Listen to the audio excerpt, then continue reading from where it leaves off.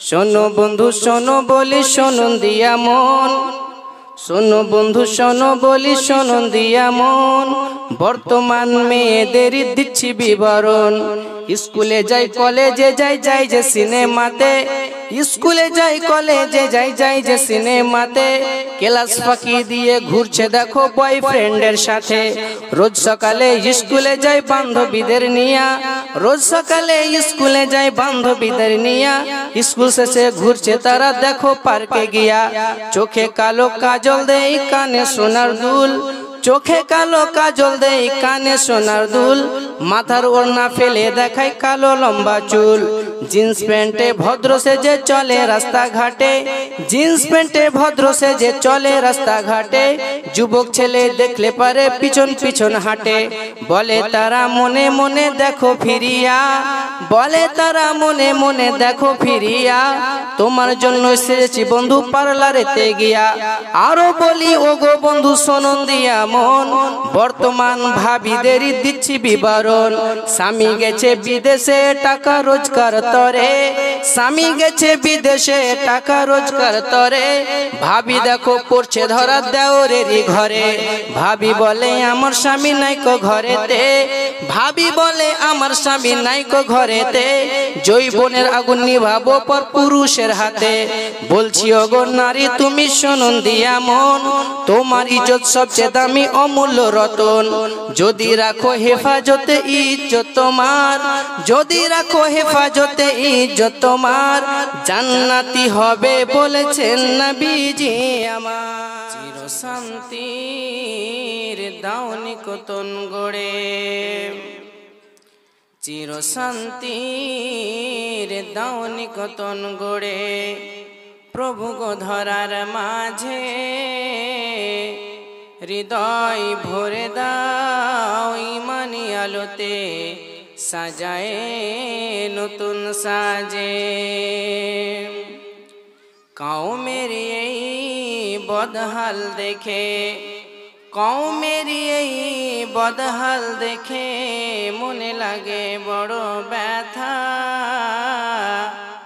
রাত আর দিন সুপথে ডেকেছি কেউ তো শুনেনি কথা। ভাই বলে এদের পরিচয় দিতে, ভাই বলে এদের পরিচয় দিতে মাথা হেঁট হয় লাজে। হৃদয় ভরে দাও ইমানি আলোতে, সাজায় নতুন সাজে। এলে কোন হেথা যেতে হবে কোথা, এলে কোন হেথা যেতে হবে কোথা। কেউ তো ভাবেনি বসে খাওয়ার দাওয়া চাওয়ার পাওয়া মাতাল দুনিয়াটা রসে। সুমতি এদের ফিরাও দয়াময়, সুমতি এদের ফিরাও দয়াময়। মিল দাও কথাও কাজে, হৃদয় ভরে দাও ইমানি আলোতে। সাজায় নতুন সাজে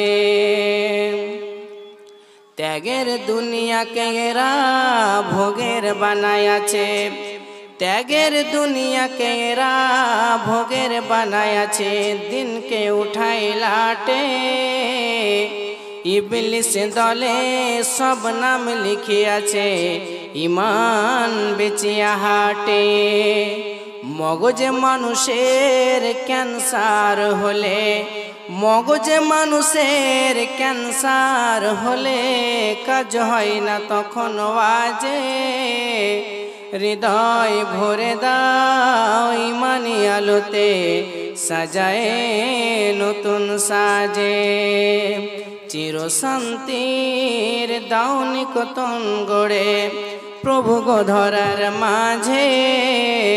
হৃদয় ভরে দাও ইমানি আলোতে, সাজায় নতুন সাজে।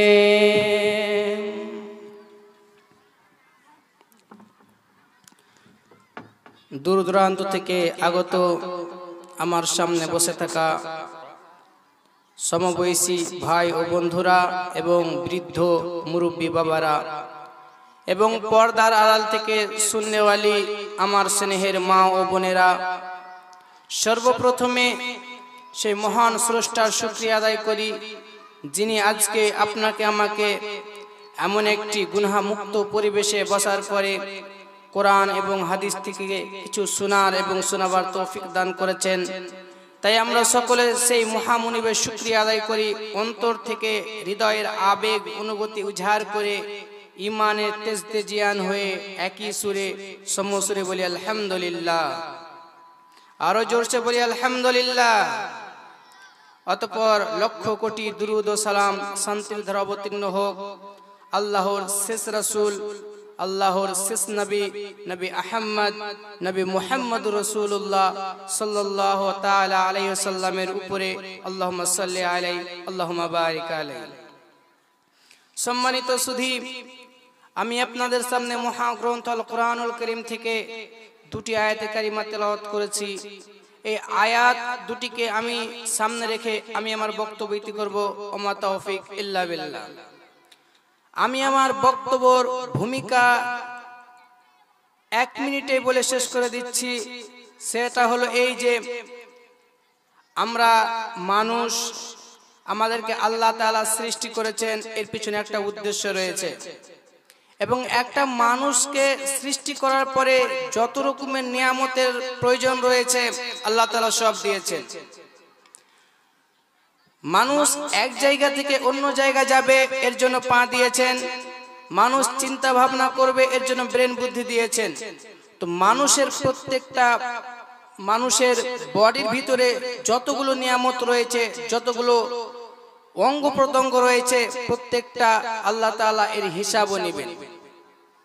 আজকে আমি যে বিষয়টি নিয়ে আলোচনা করব বলে মনে করেছি, সেই বিষয়টি হলো দৃষ্টির হেফাজত, গাদ্দুল বাসার অর্থাৎ দৃষ্টির হেফাজত এবং লজ্জা স্থানের হেফাজত। দৃষ্টি এমন একটা জিনিস যে এই দৃষ্টি থেকে পাপ শুরু হয় এবং সেটা পাপ সম্পূর্ণ হয় লজ্জা স্থানে গিয়ে। ধরে নেন একটা মানুষ কোনো একটি মেয়েকে দেখলো, দেখার পর থেকে তার ব্যাপারে চিন্তা ভাবনা শুরু করলো, আর এই চিন্তা ভাবনা করতে করতে এক পর্যায়ে সে জিনায় লিপ্ত হলো, আর লজ্জা স্থানে গিয়ে পাপ শেষ হয়ে গেল। তো আজকে আমি এই বিষয় নিয়ে আলোচনা করব আপনাদের সামনে। এবার আমার দিকে লক্ষ্য করবেন, আমার দিকে তাকাবেন। দৃষ্টি একটা আল্লাহর বিশেষ নিয়ামত, দৃষ্টি একটা আল্লাহর বিশেষ নিয়ামত। যাদের দৃষ্টি নাই তাদেরকে গিয়ে জিজ্ঞাসা করেন যে দৃষ্টির মূল্য কত, চোখের মূল্য কত, তারা আপনাকে বলে দিবে চোখের মূল্য কত। তো আপনাকে আমাকে এই চোখ আল্লাহ তাআলা দান করেছেন, এই চোখের হেফাজত করতে হবে, চোখকে গুনাহ থেকে বাঁচিয়ে রাখতে হবে, চোখের আপনাকে আমাকে হেফাজত করতে হবে। তার আগে বলছি, মা বোনেরা আপনারা বসে যান, চিল্লা চেঁচামেচি করবেন না একদম। আপনারা ভালোভাবে বসে যান, চিৎকার করবেন না। এবার লক্ষ্য করেন আল্লাহ তাআলা কোরআনে এই দৃষ্টির ব্যাপারে কি বলছেন। আল্লাহ রাব্বুল আলামিন কোরআনে বলছেন, বিসমিল্লাহির রহমানির রহিম, কুল লিল মুমিনিনা ইয়াগুদ্দু মিন আবসারিহিম ওয়া ইয়াহফাজু ফুরুজাহুম যালিকা আযকা লাহুম ইন্নাল্লাহা খাবীরুম বিমা ইয়াসনাউন। আল্লাহ রাব্বুল আলামিন বলছেন, কুল লিল মুমিনিনা ইয়াগুদ্দু মিন আবসারিহিম। আল্লাহ তাআলা বলছেন, হে নবী মুহাম্মদ, তুমি তোমার উম্মতদেরকে বলে দাও, হে নবী মুহাম্মদ, তুমি সারা পৃথিবীর মানুষকে জানিয়ে দাও, কুল্লিল মুমিনিনা ইয়াগুযু মিন আবসারিহিম, তুমি পৃথিবীর সমস্ত মুমিন পুরুষদেরকে বলে দাও, ইয়াগুযু মিন আবসারিহিম, তারা যেন তাদের দৃষ্টিকে, তারা যেন তাদের চক্ষুকে নিচু করে রাখে, ওয়া ইয়াহফাজু ফুরুজাহুম, এবং তারা যেন তাদের লজ্জা স্থানের হেফাজত করে, তারা যেন তাদের লজ্জা স্থানকে গুনাহ থেকে বাঁচিয়ে নেয়। আল্লাহ তাআলা কোরআনে বলছেন, এ নবী মুহাম্মদ, তুমি মুমিন পুরুষদেরকে বলে দাও, তারা যেন তাদের চোখের হেফাজত করে, তারা যেন তাদের দৃষ্টির হেফাজত করে, এবং তারা যেন তাদের লজ্জা স্থানে হেফাজত করে, তারা যেন তাদের শরমগাহ লজ্জা স্থানে হেফাজত করে। এরপরে আল্লাহ রাব্বুল আলামিন মুমিনা নারীদেরকে বলছেন, ওয়াকুল লিল মুমিনাতি ইয়াগুযুজনা মিন আবসারিহিন্না ওয়া ইয়াহফাজনা ফুরুজাহুন্না ওয়া লা ইউবদিনা যিনাতাহুন্না। আল্লাহ রাব্বুল আলামিন বলছেন, হে নবী মুহাম্মদ, এবার তুমি মুমিনা নারীদেরকে বলে দাও তারাও যেন তাদের লজ্জা স্থানে হেফাজত করে, তারাও যেন তাদের দৃষ্টির হেফাজত করে, তারাও যেন তাদের দৃষ্টিকে অবনত করে রাখে, তারাও যেন তাদের দৃষ্টিকে নিচু করে রাখে, এবং তারাও যেন তাদের লজ্জা স্থানে হেফাজত করে। প্রথমে আল্লাহ তাআলা পুরুষদেরকে বললেন যে তোমরা তোমাদের লজ্জা স্থান হেফাজত করো এবং তোমরা তোমাদের দৃষ্টির হেফাজত করো। এরপর আল্লাহ রাব্বুল আলামিন মুমিনা নারীদেরকেও বলছেন যে তোমরাও তোমাদের লজ্জা স্থান হেফাজত করবে এবং তোমরাও তোমাদের চক্ষুর হেফাজত করবে, তোমাদের দৃষ্টির হেফাজত করবে। তাহলে পুরুষের জন্য যেটা হুকুম, মহিলাদের জন্য সেটাই হুকুম। একটা পুরুষ যদি একটা গায়ের মহরম মেয়েকে না দেখতে পারে, একটা মেয়েও একটা পুরুষকে দেখতে পারে না। পুরুষ এবং নারীর জন্য সেম হুকুম।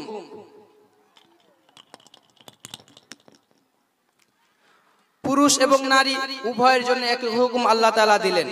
এরপর একটি হাদিস শুনেন। এই হাদিসে আল্লাহ রাসূল সাল্লাল্লাহু আলাইহি সাল্লাম এই দুই আয়াতের ব্যাখ্যা খুব সুন্দরভাবে করেছেন সংক্ষেপে। সেই হাদিসটা কি?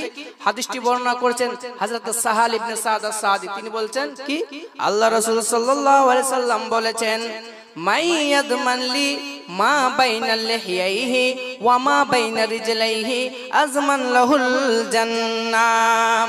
হযরত সাহাল ইবনে সাদ আস-সাদি বলছেন, আল্লাহ রাসূল সাল্লাল্লাহু আলাইহি সাল্লাম বলেছেন, হে আমার উম্মতের দল, যদি তোমরা আমাকে দুটো জিনিসের জিম্মা দিয়ে দিতে পারো, তোমরা যদি আমাকে দুটো জিনিসের গ্যারান্টি দিয়ে দিতে পারো যে আমি আমার বডির এই দুটো জিনিসকে কখনোই খারাপ কাজে ব্যবহার করব না, কখনোই মিসইউজ করব না, তো আল্লাহ রাসূল সাল্লাল্লাহু আলাইহি সাল্লাম বলছেন, এবার জেনে নাও দুটো জিনিস কি। আল্লাহ রাসূল সাল্লাল্লাহু আলাইহি সাল্লাম বলছেন যে সে দুটো জিনিস কি, এবার জেনে নাও। আল্লাহ রাসূল বলছেন, মা বাইনা লিহিয়াইহি ওয়া মা বাইনা রিজলাইহি, দুই জাবরার মধ্যখানে যে জিনিসটা রয়েছে, অর্থাৎ তোমার জুবান, অর্থাৎ তোমার জিহ্বা, তুমি যদি গ্যারান্টি দিয়ে দিতে পারো আমি আমার জিহ্বাকে কোনোদিন মিসইউজ করব না, কোনোদিন খারাপ কাজে ব্যবহার করব না। দ্বিতীয় নাম্বার জিনিস আল্লাহ রাসূল বলছেন, মা বাইনা রিজলাইহি, তোমার দুই পায়ের মধ্যখানে যে জিনিসটা রয়েছে, অর্থাৎ তোমার শরমগাহ, তোমার লজ্জা স্থান, যদি তোমরা এই দুটো জিনিসের হেফাজত করতে পারো, এই দুটো জিনিস তুমি খারাপ কাজে ব্যবহার করবে না, এর গ্যারান্টি দিয়ে দিতে পারো, তো নবী বলছেন আজমান লাহুল জান্নাহ, আমি তাকে জান্নাতের গ্যারান্টি দিয়ে দিলাম। দুটো জিনিসের যদি কেউ আল্লাহর নবীকে হেফাজত দিয়ে দিতে পারে যে আমি দুটো জিনিসের হেফাজত করব, আমি কোনোদিন একে খারাপ কাজে ব্যবহার করব না, আল্লাহ নবী বলছেন সে লোকটা জান্নাতে যাবে, এর গ্যারান্টি আমি দিলাম। দুটো জিনিস কি? একটা হলো জুবান, জিহ্বা, আর একটা হচ্ছে লজ্জা স্থান। এই দুটো জিনিস যদি কেউ জিম্মা দিয়ে দিতে পারে, আল্লাহ রাসূল বলছেন সে লোকটা জান্নাতে যাবে। হযরত জারির বিন আব্দুল্লাহ রাদিয়াল্লাহু তাআলা আনহু, তিনি একদিন আল্লাহ রাসূলকে জিজ্ঞাসা করছেন কিসের ব্যাপারে। হযরত জারির বিন আব্দুল্লাহ বলছেন, সাআলতু রাসূলুল্লাহ সাল্লাল্লাহু আলাইহি ওয়াসাল্লাম। জারির বিন আব্দুল্লাহ বলছেন, আমি আল্লাহ রাসূলকে জিজ্ঞাসা করলাম, আন নাজারিল ফুজাতি, হঠাৎ করে কোনো মহিলার দিকে, হঠাৎ করে কোনো মেয়ের দিকে দৃষ্টি পড়ে যাওয়ার ব্যাপারে আমি জিজ্ঞাসা করলাম, হে আল্লাহর রাসূল, আমি রাস্তাঘাটে চলাফেরা করি, আমি রাস্তাঘাটে চলাফেরা করি, বাজারে যাই, স্কুলে যাই, কলেজে যাই, বিভিন্ন জায়গায় যাওয়া আসা করি, হঠাৎ করে যদি কোনো মেয়ের দিকে আমার চোখ পড়ে যায়, হঠাৎ করে কোনো মেয়ের দিকে যদি আমার দৃষ্টি পড়ে যায়, তো আমি কি করব? আল্লাহ রাসূল বলছেন, হযরত জাবির বিন আব্দুল্লাহ বলছেন, ফা আমারানি আন আসরিফা বাসারি, আল্লাহ রাসূল আমাকে হুকুম দিলেন যে তুমি তোমার দৃষ্টিকে নিচু করে নিবে, তুমি তোমার চক্ষুকে অবনত করে নিবে, দ্বিতীয়বার তুমি সেই মেয়ের দিকে আর ঘুরে তাকাবে না। জারির বিন আব্দুল্লাহ বলছেন, আল্লাহ রাসূলকে আমি জিজ্ঞাসা করলাম যে হঠাৎ করে কোন মেয়ের দিকে আমার চোখ পড়ে গেল, এখন কি করব? আল্লাহ রাসূল বলেছেন তুমি তোমার দৃষ্টিকে নিচু করে নাও। এই সেই হাদিস যে হাদিস থেকে যুবকেরা সাহারা নিয়ে বলছে যে এক নজর মাপ আছে, এক নজর মাপ আছে, আর এই নজরকে তারা এত লম্বা করেছে যে এক নজরে দেখা হলো, কথাবার্তা হলো, আবার তাকে বাইকে করে বাড়িতে রেখে আসে, তারপরে বলছে এক নজর হলো, মানে এক নজর মাপ আছে। এই সেই হাদিস। তো আপনাকে আমাকে দৃষ্টির হেফাজত করতে হবে। এইরকম ঘটনা আল্লাহ রাসূলের সাথে ঘটে গেল। কিভাবে?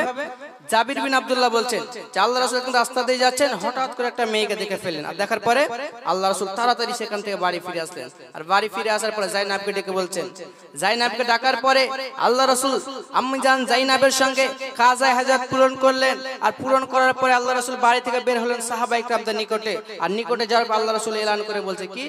আল্লাহ রাসূল সাহাবাদের বলছে, ইন্নাল মারাতা তুকবিলু ফি সূরাতিশ শাইতান ওয়া তুদবিরু ফি সূরাতিশ শাইতান ফাইদা আবসারা আহাদুকুম ফালিয়াতি আহলাহু। আল্লাহ রাসূল সাল্লাল্লাহু আলাইহি সাল্লাম সাহাবায়ে কিরামদের উদ্দেশ্য করে বলছেন, রে সাহাবায়ে কিরামেরা, তোমরা ভালো করে শুনে নাও, তোমরা ভালো করে জেনে নাও, যখন তোমরা বাড়ি থেকে বের হবে, হঠাৎ করে কোনো মহিলার দিকে যদি তোমার দৃষ্টি পড়ে যায়, তাহলে তোমরা তোমার হালাল বিবির কাছে ফিরে আসবে, তোমরা সেখান থেকে তোমার বাড়িওয়ালির কাছে ফিরে চলে আসবে। কেন ফিরে আসবে? আল্লাহ রাসূল সেটাও বলছেন। আল্লাহ রাসূল বলছেন, ইন্নাল মারাতা তুকবিলু ফি সূরাতিশ শাইতান ওয়া তুদবিরু ফি সূরাতিশ শাইতান। একটা মহিলা একজন পুরুষের সামনে শয়তানের আকৃতিতে আসে।